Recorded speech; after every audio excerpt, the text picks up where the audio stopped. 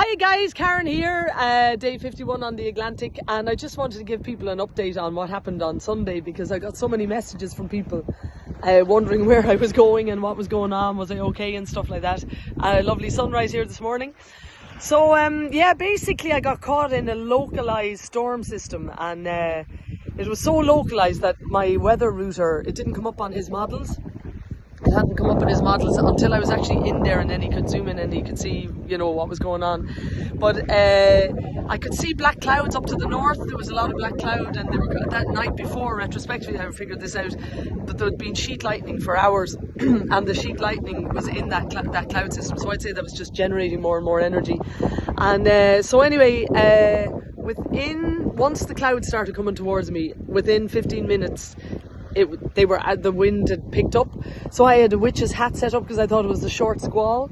So the witch's hat, when the wind was increasing, it went up to about a force 3 or 4 in about 10 minutes, and then within half an hour it went up to a 6, gusting 7, and then it stayed at 7 for a while, and I've absolutely no doubt it was a 7 because you could see the tops of the waves being whipped off, you could see the side of the waves all white, you know, streaming down the wave, and yeah, it was pretty intense now, to be fair.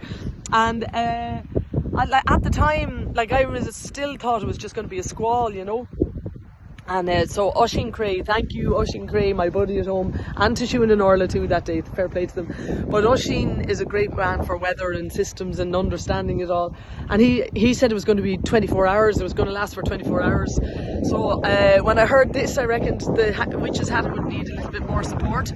So I used the technique of the old fishermen and old sailors. They probably still use it actually, but they used to throw warps out the back, you know, all their ropes out the back of the boat to slow the boat down on the big waves.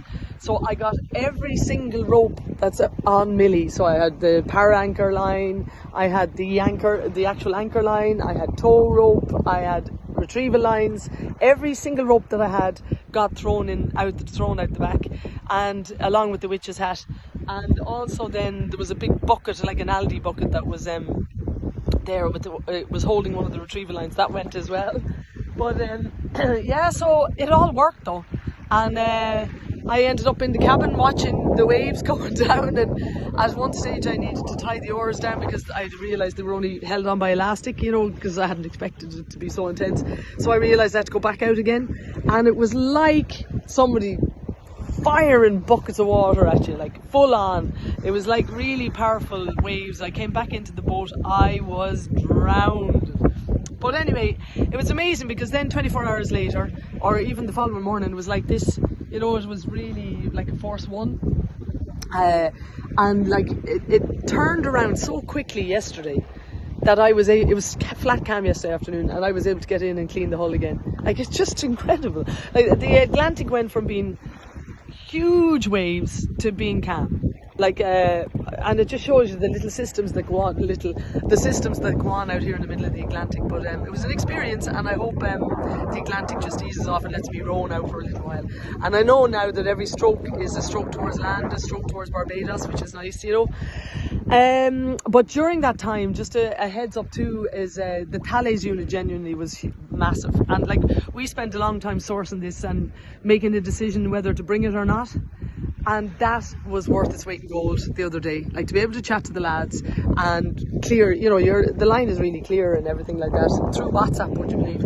And but I want to just give a heads up to Voyager IP. I sourced it from them. They're an Irish maritime satellite communications company, and they gave us the first batch of airtime as well. But genuinely, that Thales unit, the iridium stuff, fantastic. And also we got a sat phone from them as well, which is great for the radio interviews, but hopefully I won't have to use that in real life. But yeah, so that's it. I'll do one more little shout out, because I have to do a few shout outs while I'm here.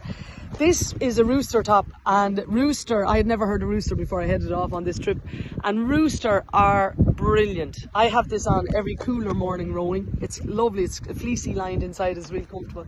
And actually there's a dry bag, look, their dry bags are the best dry bags genuinely I've come across, genuinely, and I'm not just saying that. But Anyway, thanks for all your messages. Thanks for all the interest and everything like that.